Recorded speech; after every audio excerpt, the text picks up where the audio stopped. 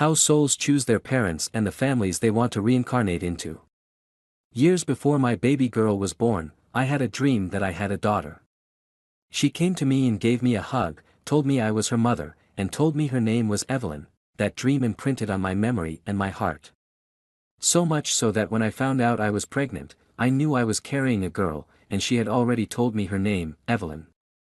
Meaning wished for child, which couldn't be more true. In order to evolve, our souls come to earth more than once. I know that as I've grown and changed and learned about soul contracts and reincarnation, my thoughts and beliefs have gravitated to this notion.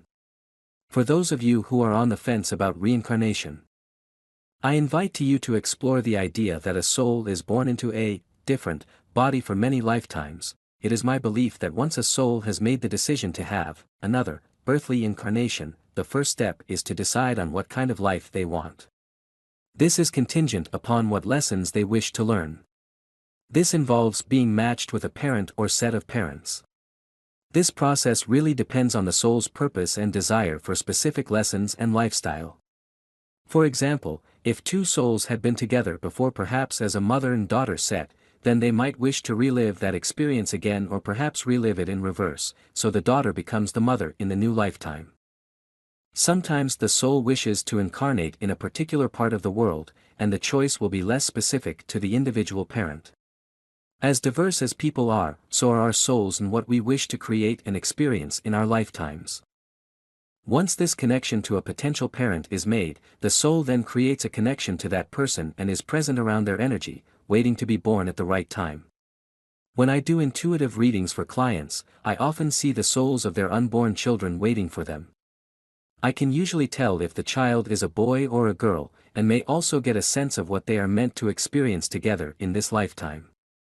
The book Spirit Babies, How to Communicate with the Child You're Meant to Have is a collection of stories from an intuitive gentleman who spent decades connecting parents with their unborn children. When I do a reading, I cannot guarantee I'll pick up information about potential unborn children. But more often than not, I do see them if they are with you and going to be joining your family in the future. Of course, parents also have significant influence as to which soul joins their family through conception.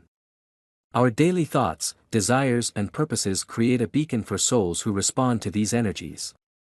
This is particularly true of the mother.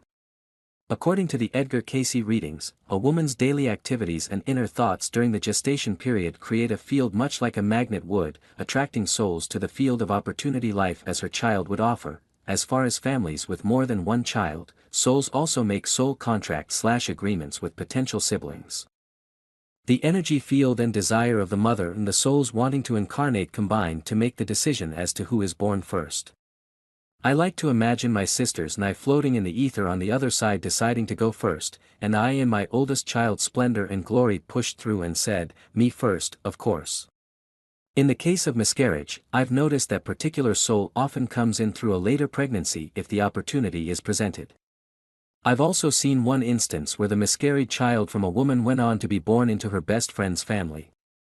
I've done readings for folks who have shared a myriad of past lives with the same group of souls, soul groups, all taking turns being siblings, parents and children.